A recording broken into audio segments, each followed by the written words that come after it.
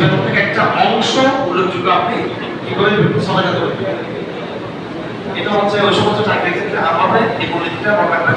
শুধু অ্যাকাউন্টসের এই প্রফেশন এটা না, অন্য যে কোনো প্রফেশন, এমনকি সরকারি চাকরি যে স্কুল টিচার হওয়া, এটা তো আমি সেটা বলি। কারণ স্কুল টিচার করতে গিয়ে আপনি কিন্তু সেখানে অনেক আগ্রহ শয়তান আছে।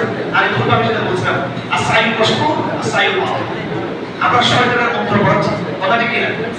স্কুল বলতে কি পড়াচ্ছি আমরা? আল্লাহ মন্ত্র মানে শয়তানের মন্ত্র, শয়তানের মন্ত্র শিখে দিচ্ছি আমরা।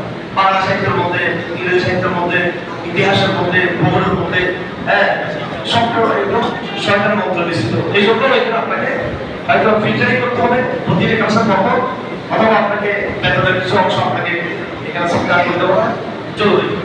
এসব চাকরি, আধুনিক চাকরি কোনো ভয় বড় বিষয়। আবার আমাদের ভূমিকা করুন। আবার আপনার কখনো বলবো না যে আপনি একটু জিরো টলারেন্সে গিয়ে বেশি বাড়াবাড়ি জন্য সেটা করবো না।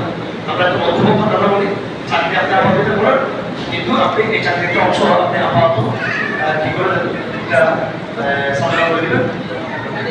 আর যিনি প্রশ্ন করছেন ওনার জন্য বলতেছি, এবং নবীনের জন্য যুবক প্রশ্ন থেকে সরকার এখানে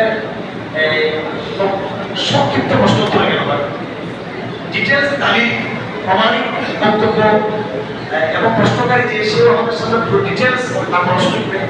আমরা ওইটাকে ভূমিকা সমস্ত বিষয় নিয়ে আলোচনা করার সুযোগ নেই, তাহলে এই বিষয় থেকে সুযোগ নেই, সবাই সর্বদা কারণে রেফারেন্স বুক আমাদের মুখস্থ নেই। এই জন্য আমাদের আবেদনটা আছে, আমাদের বারবার আবেদনটা আছে। যদি আমাদের এই সংক্ষিপ্ত প্রশ্ন চলে, যদি আপনার সিরিজটাই না হোক বা ডিটেলস দরকার, ফর ডিটেলস, তাহলে আপনারা পুরো সপ্তাহ শনি রবি সোমবার আমাদের অ্যাক্টিভিটি আছে। আমি নিজেও বসে ভালো ভালো মেধাবী আমাদের শিক্ষকরা আছে নাকি, তো আমরা লিখতে চাই সে লিখে দিই। আমি এই প্রশ্নটাকে বলবো আমার সাথে সাক্ষাৎ করার জন্য, উনি যে কোম্পানির চাকরি করবেন আমি একটু অ্যানালাইসিস করবো, নমস্কার করবো যে অ্যাকাউন্টসের ওরা যে সুদের যে বিষয়গুলো, এটা পার্সেন্টেজটা আমরা দেখবো যে এই পরিশ্রমটা কতটুকু করতে হবে, কি পরিমাণে ওনার যে অ্যাকাউন্টসের যে অনেকগুলো কার্যক্রম, এই জন্য ডিটেলস অনেকে আমাদের প্রশ্ন করছেন, অনেকে অফিসে আসছেন, আমাদের করছেন।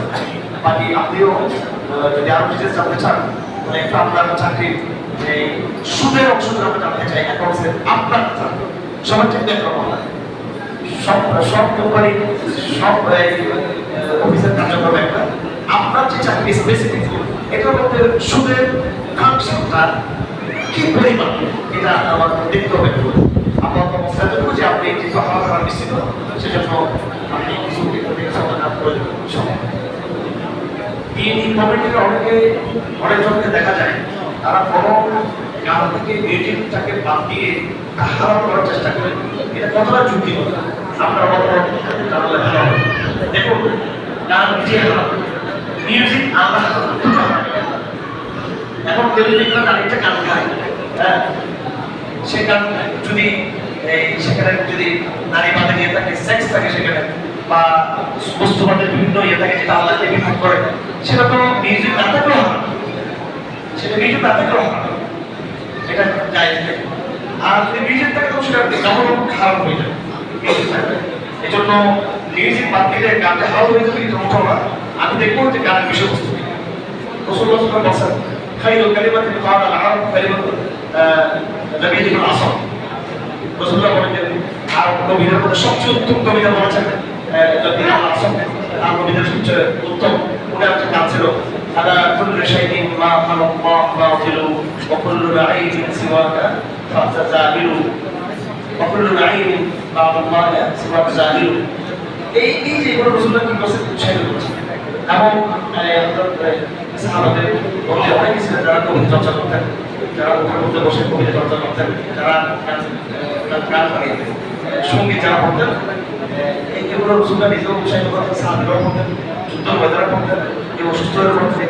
আমাদের আরবি সাহিত্যে বিশাল পাঠা আছে, অনেক বিশাল পাঠা। আমরা নিজেরাও কিন্তু আরবি গান প্রচুর মুখস্থ, আরবি কবিতা, আরবি সাহিত্য বিরাট অংশ আমাদের মুখস্থ করতে হয়, এবং আমরা কিন্তু গাই, আরবি গান আমরা ইয়ে করি, আরবি আরবি আরবি কবিতা করবো, আরবি সঙ্গীত করবো, আগে আমি চাকরি বাইরে পড়েন, কারণ আরবি সঙ্গীতের চর্চা ছাড়া